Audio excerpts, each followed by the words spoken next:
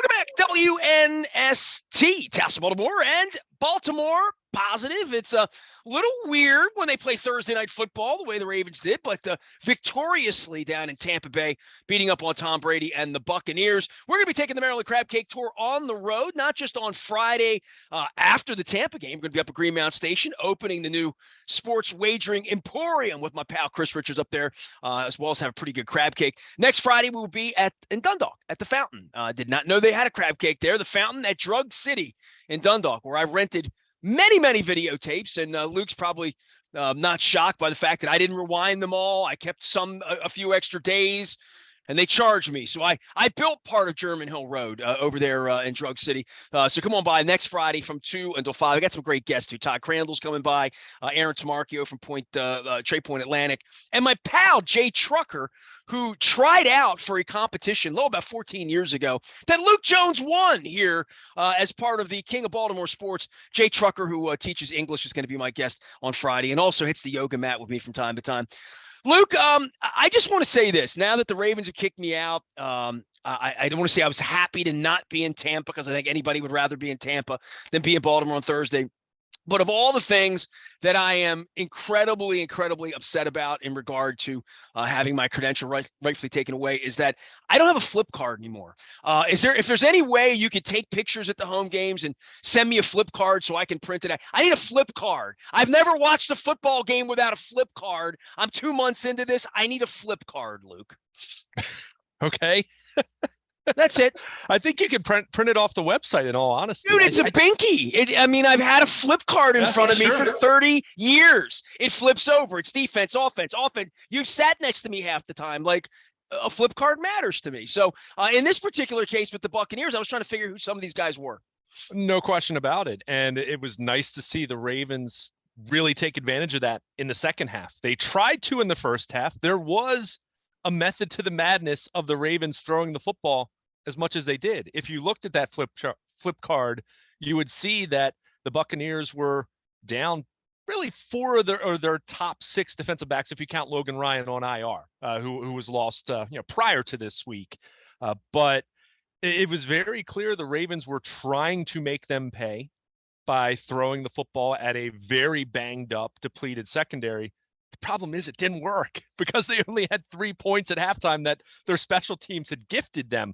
So, well, you don't have Hollywood Brown, you don't have Rashad Bateman, you didn't have Mark Andrews, so and you don't have J.K. Dobbins. Like, we go through the list of what we didn't have to throw the ball to pick on their secondary, because you're trying to pick on their secondary. I mean, some of these guys, Williams, Oliver. I mean, fans don't even know these guys' first names. Yeah. I mean, it was really for me. We talked about the Cleveland game, and I know you made a big deal about the running game against Cleveland. I wasn't quite as convinced. For me, that win against Cleveland felt very 2018 Ravens, which was Lamar's rookie year. Remember, they pivoted midseason. Flacco's hurt. They transitioned to Lamar. They become a run-first team overnight. But it wasn't that efficient juggernaut that we saw the 2019 running game and offense become.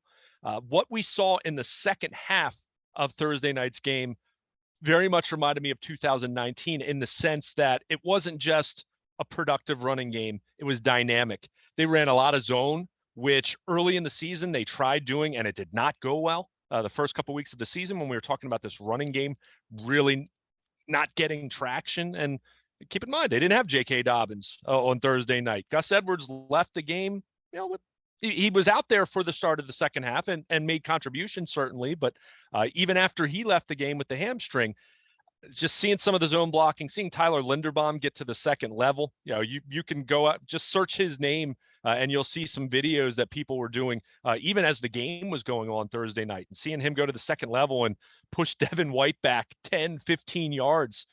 Go look at Lamar's big run early in the second half there that really John Harbaugh talked about setting the tone. They really wore down the Tampa Bay Buccaneers. As you mentioned, lots of guys missing for them, but lots of guys missing for the Ravens as well. And you think about as ugly as the first half was offensively, and it was ugly. I mean, this is a wild game in the sense that you go and look at the final statistics, and the Ravens averaged 6.1 yards per play. And that's impressive enough, just hearing that.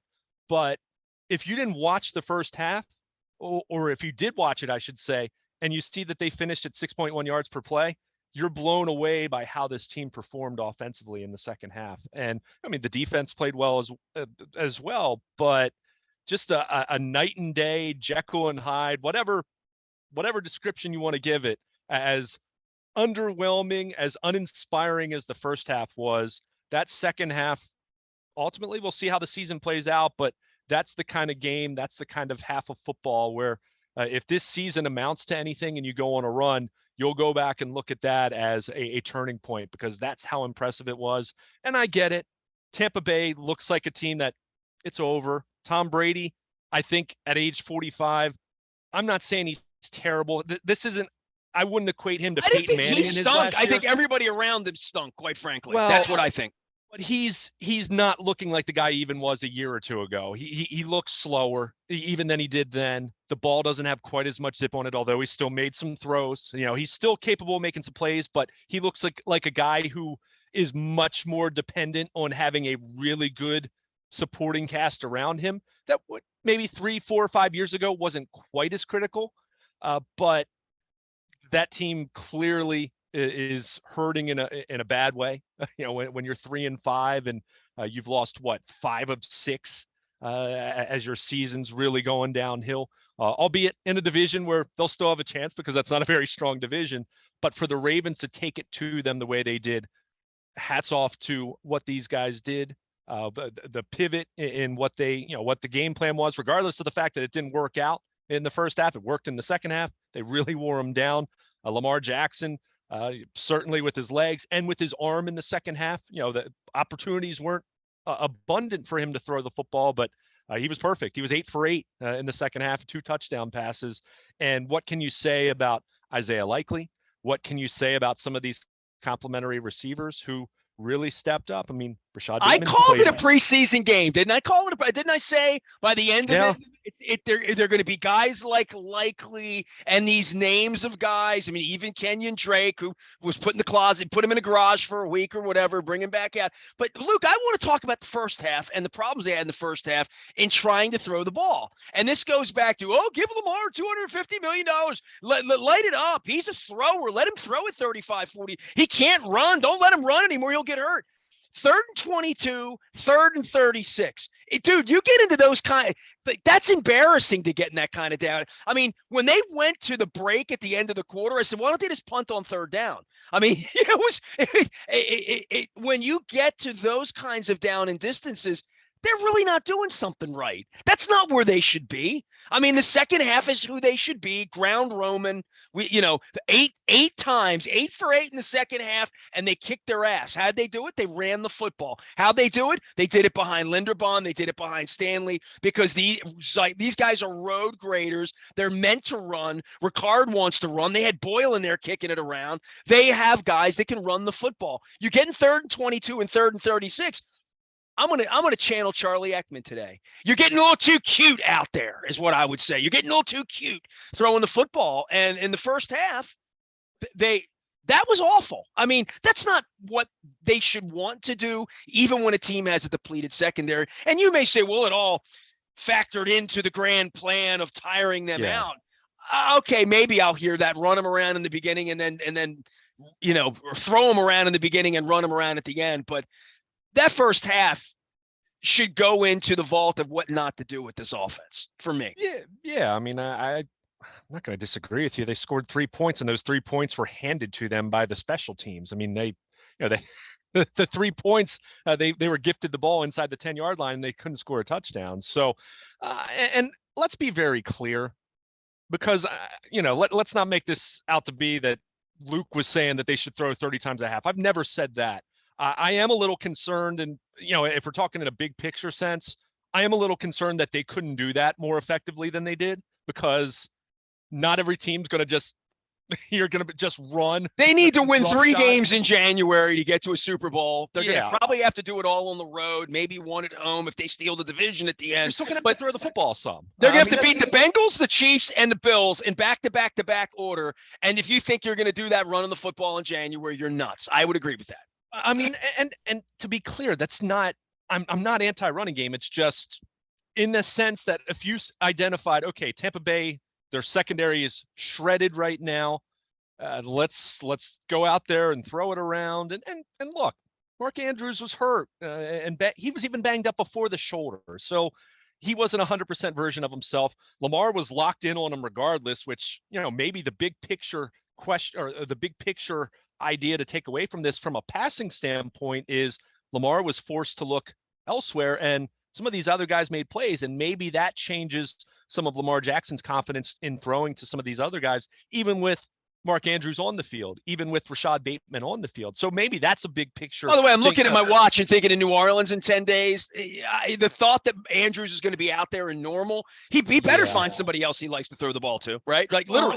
And that's where you look at this thing. I mean, Mark Andrews, and I know some people were posting videos. Mike Garafolo of NFL Network posted a video of his workout, and they said it looked fine. Andrews wasn't running particularly well, and then he hurts the shoulder. Now, the good news is John Harbaugh said it's not a serious injury. Now, does that mean he's going to play against the Saints? I have my doubts. And to your point, I'm not sure it would be wise for him to play against the Saints when you consider that you've got this mini bye. That's the one game they're going to play until November 20th when they come off the bye week and they're hosting the Carolina Panthers. So it was great to see Isaiah Likely do what he did. I mean, as I posted on Twitter at one point in the midst of the second half, that was the Isaiah Likely we were talking about in the preseason, and he made plays. And I thought the thing that was interesting in his post-game comments was he made mention about John Harbaugh is going to like his run blocking, which I saw PFF said his run blocking was excellent. So that was interesting to see. And by the way, that was also something that was something hurting him early in the season. When he was playing earlier in the year, his run blocking was not good. And it was getting to the point that it was becoming a tell that anytime he was on the field, the Ravens were throwing the football. You can't have that out of the tight end position. You can love tight ends in the Greg Roman system, but they have to be versatile. They have to be multiple type tight ends. They can't just be the guy that's going to be out there and you're throwing the ball. If anything, you can get away with being the blocking tight end, knowing that they're probably not going to throw it to you, but they're going to run the ball effectively. So that was great to see from him. Was good to see these other wide receivers, Demarcus Robinson.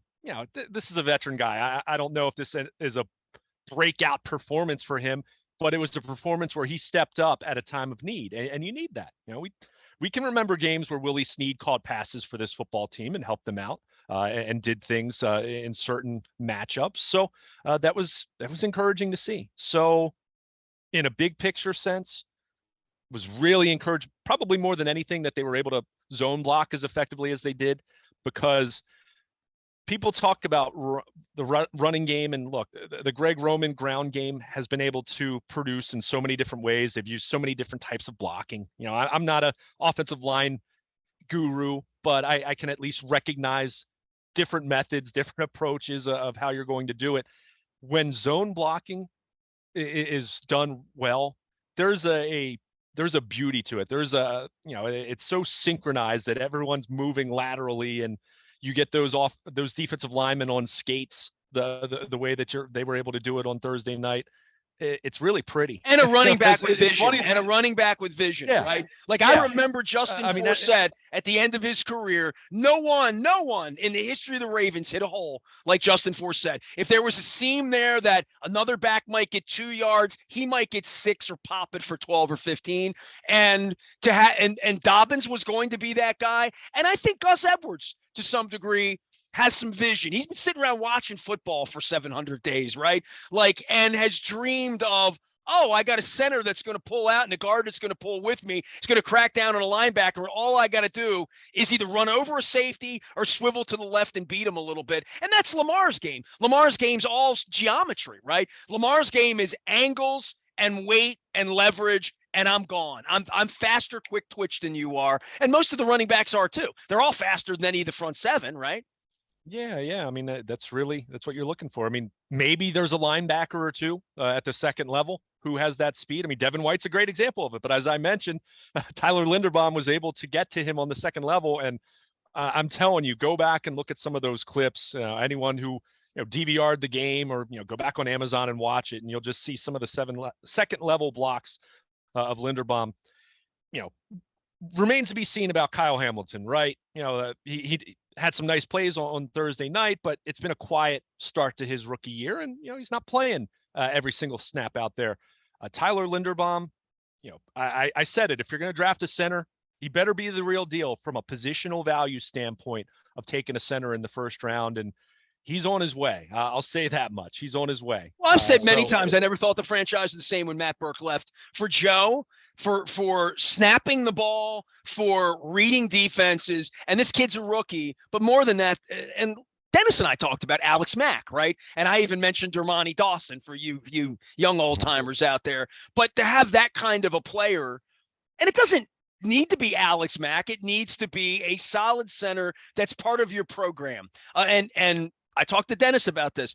This is an outfit that historically, and about to give Lamar $50 million, and unless the Buccaneers or the Dolphins sign him, right? But if they're doing all of that, the offensive line and the loss of Wagner and the loss of Asemele and the loss of Jensen, who wasn't playing in Tampa the other night, that's those kinds of guys that allow you to do that. And this franchise has been, we'll draft the next one, we'll draft another one, we'll draft another one, or we'll just sign a veteran, we'll sign a Zeitlin, we'll sign a Moses, we'll sign one of the, and they put the money into Stanley, right? But the offensive line and the amount of money spent on it and invested in it, if Linderbaum's the real deal, they're going to wind up with a $90 million center at some point, and they have to suck that up too. And that goes to salary cap and on what side of the ball. We were defensive loaded here for 20 years, right?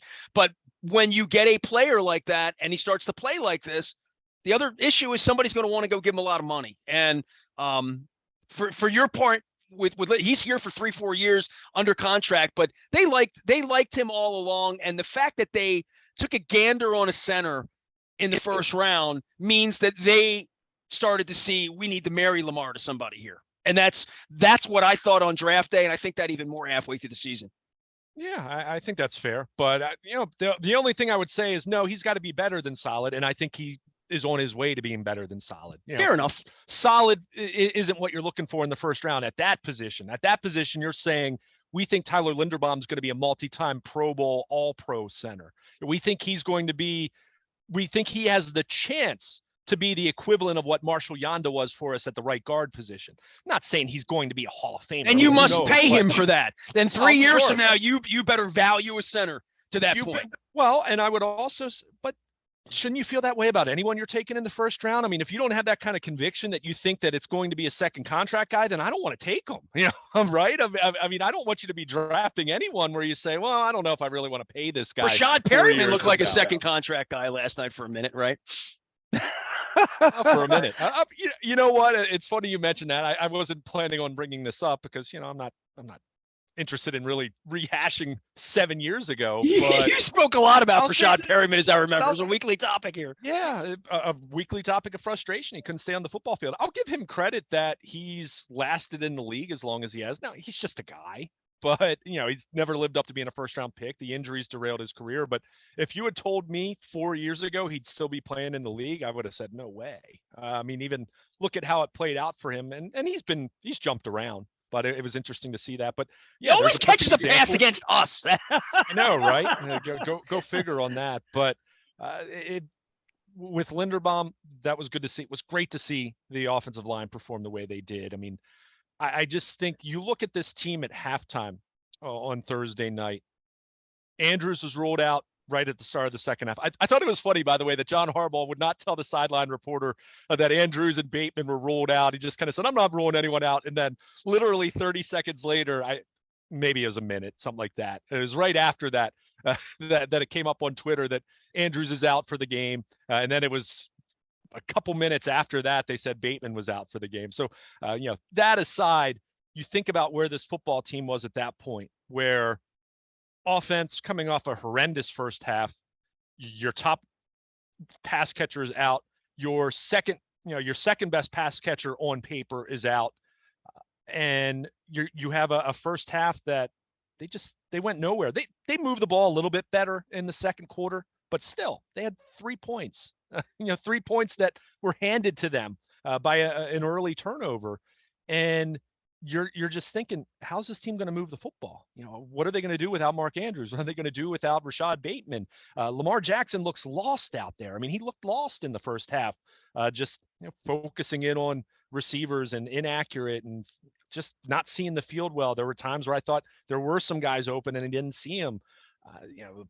Is the pass, what's this offensive line going to look like, if they're going to continue to try to throw the football?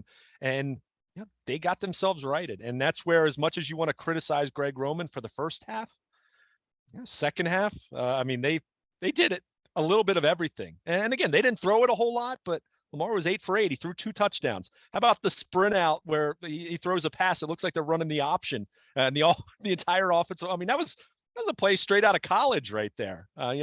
They mixed it up and they ran the ball at an elite special kind of level. Last week against Cleveland, it was fine. It was a good running performance. This was the special kind of performance you recall from 3 years ago, when this was the greatest rushing attack in NFL history.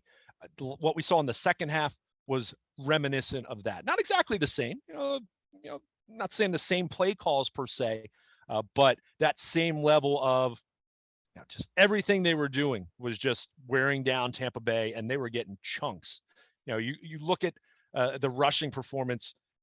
They had 5 different guys carry the football, and all 5 of them had a run of at least 12 yards. You're getting those kind of chunk plays.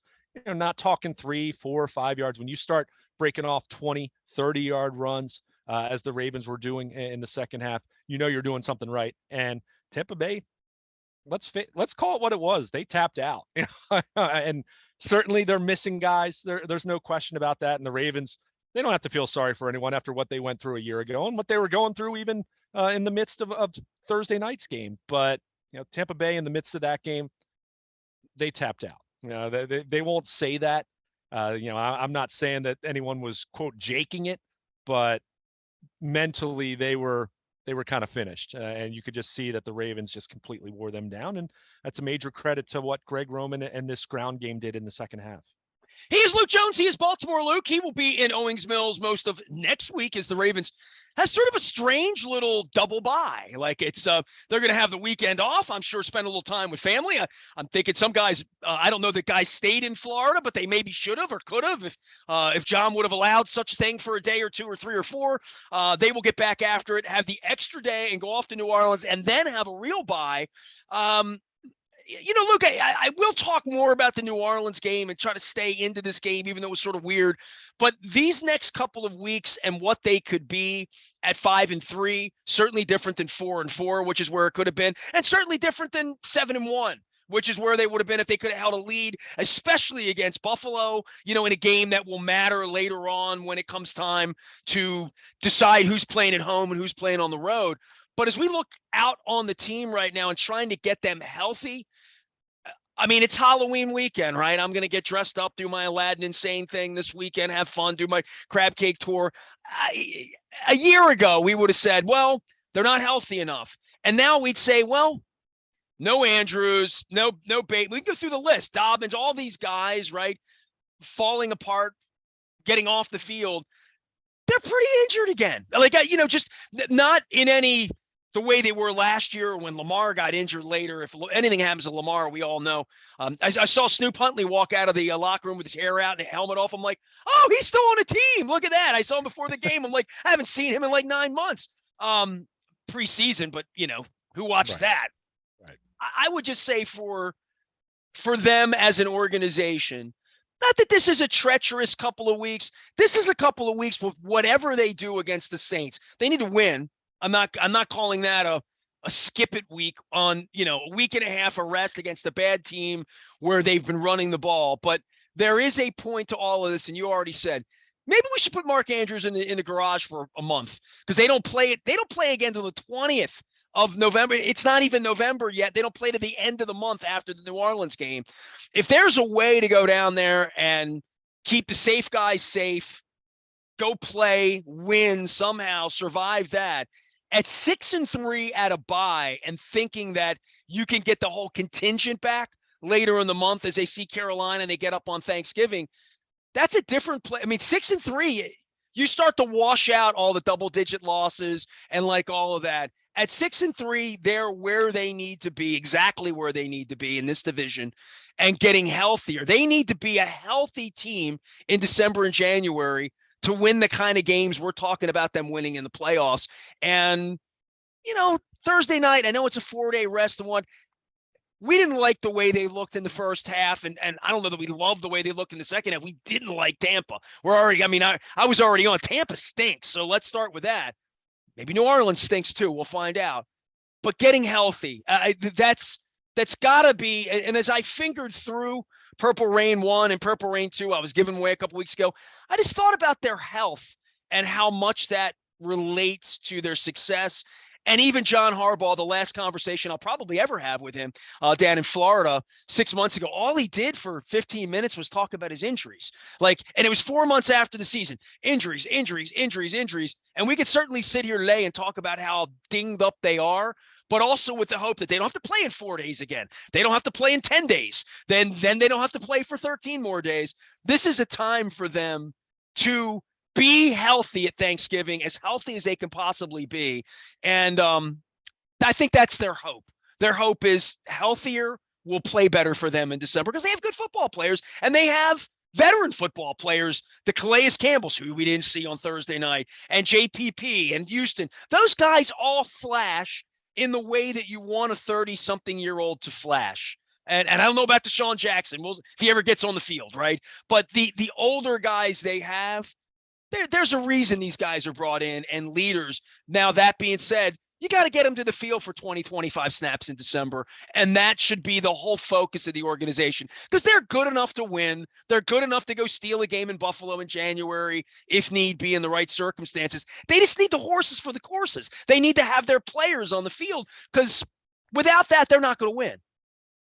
Yeah, and I mean, that's really the case for anyone. And this is where we'd be remiss if we didn't mention Jamar Chase going down for Cincinnati, as we're talking about this division and the health that the Bengals had last year, that the Ravens didn't have any semblance of health in 2021, and how big of a difference that made. And taking nothing away from Cincinnati, you don't apologize for being healthy, but it makes a difference. It really does. And they're not going to be running around in the Super Bowl trying to win a game in the fourth quarter. Jamar Chase isn't walking on the field again. And I would say that for them, and the way I said that for Stanley 3 years ago, that they're not winning a Super Bowl without him.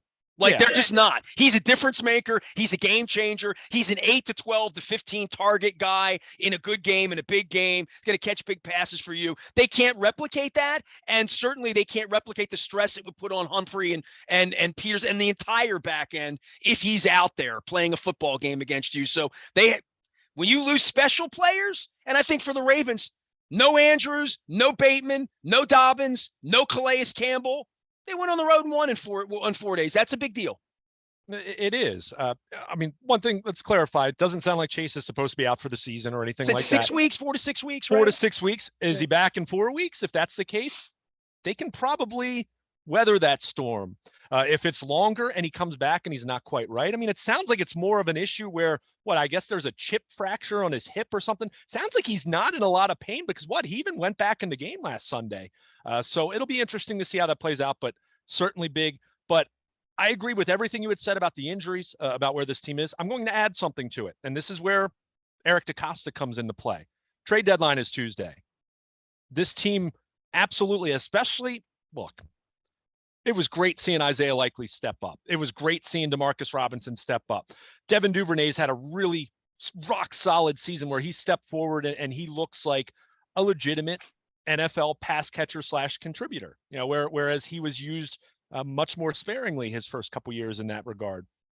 But this team could absolutely use another playmaker on the offensive side of the ball. And this is where we look at and see, well, Kansas City went out and did something. Philadelphia, not in the same conference, but they went out and got a pass rusher. This is where I'm waiting to see if Eric DeCosta can add to this football team. And we saw it in 2019 when he acquired Marcus Peters, and we saw what that did for the defense. We saw it in 2020, even though it didn't work out to the same degree as Marcus Peters, but he got Yannick Ngakoue. Can this team, and I look at two positions, wide receiver, and I also look at corner in terms of where is your depth if Marcus Peters or Marlon Humphrey miss some time. And that's not to say that they suffer a serious injury, but if it's a hamstring, a quad, something along those lines, even if it's Humphrey was on and off the field with a hamstring on Thursday night, he didn't leave the game for good, but he was limited. They're still trying to figure out that third corner spot. Whether you're talking about someone playing slot and then you keep Humphrey on the outside, or whether you're talking about someone who can play on the outside, like as Jimmy Smith did in the twilight of his career, and then they move Marlon inside to the slot. I think those are the two positions, wide receiver, and I still think adding another corner would very much help this team in the second half of the season. I want to see Eric DeCosta pull off a move to help this football team, because this is a roster that going in, and a lot of it had to do with injuries, but at the same time, we talked about this roster being a little uneven in certain spots. Certain spots had great depth, and other places we were talking about outside linebacker where they only had 2 on their initial 53-man roster. And I get it. Bowser coming back, and they did sign JPP, so it's not as though they haven't addressed it. But the point is, there are going to be moves to be made, and I want to see Eric DeCosta augment this football team, because I think because of what you said, even the injuries they're dealing with, other than Michael Pierce and some others that they've lost, some other depth pieces that they've lost for the season. Kyle Fuller comes to mind early on, Jawan James, who was filling a significant role early on, but for the most part, they should be getting these guys back. Marcus Williams should be back. It might not be till December, but he should be back from the wrist injury. J.K. Dobbins, who knows? They have depth at running back, fortunately. Whatever you get out of him come December, great. If he's able to contribute. Gus Edwards dealing with a hamstring, as we mentioned, alluded to, he should be back. So, they have positions and they have guys that are going to be coming back from injury that should help. To your point, you rest up over these next 3 weeks while trying to put your best foot forward and get a win down in New Orleans against a Saints team that looks okay at times, but for the most part has not been very good.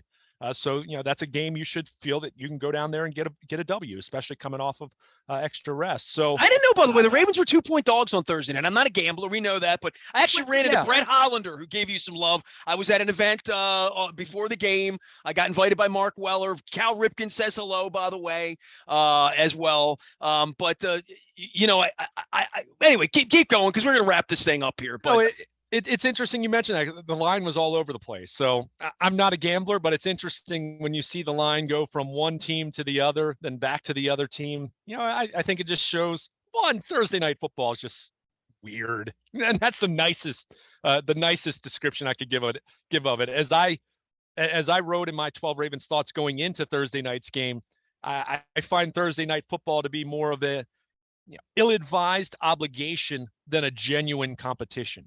But both teams do it. There's no excuse. Say that again. I want to frame that. Go ahead. Ill-advised obligation rather than a genuine, legitimate competition. And both teams do their best. Let's be clear about that. But it feels like an obligation, right? I mean, we're talking about this game in the past tense when we would just be really getting into the meat of a normal Sunday matchup, right? It would have been Tom Brady, Lamar Jackson all week, and instead we had 2 days of that, really. So it's weird, but give the Ravens credit.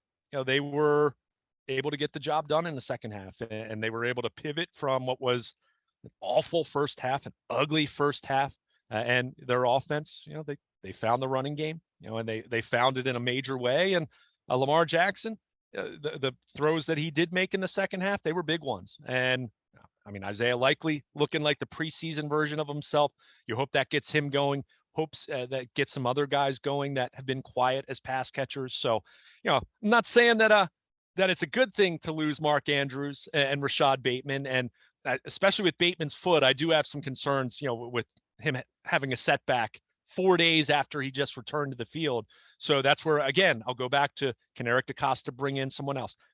Yeah, I don't think it's going to be DJ Moore. Let's be clear about that. But can you bring in somebody else that can help you, can give you some speed on the outside? And maybe it is Deshaun Jackson, but I don't know. I just don't have a lot of faith in a 35-year-old who off injured even earlier in his career. I'll just say this about him. I always thought he was a bit of a clown. You know what I mean? Like, just from the outside when he was running around Philadelphia, he was always my least favorite player, right? As a guy who just watched the game, I didn't like his gig, and now he's out there rah and jumping on the field with Harbaugh, and I'm wearing his chains and okay, have at it.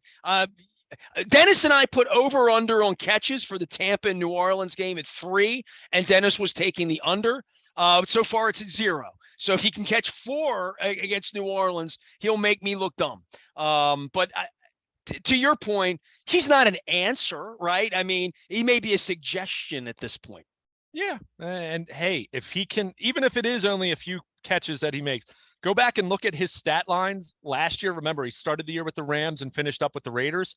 He caught a 50-plus yard touchdown for both of those teams. So he helped them at some point in time. So maybe it's something as simple as that. But yeah, everything you mentioned about the injuries and getting healthy and this team having a chance to position themselves for a second half run and winning the division and getting into the playoffs and seeing where the chips fall. I would add, again, deadline for making trades Tuesday. I'd really love to see Eric DeCosta make a move to help this football team, because you saw signs in the second half of an offense maybe finding that identity that's been elusive all year long, and the defense, early rough start aside, played pretty well for the most part. You're not going to shut a team out every week.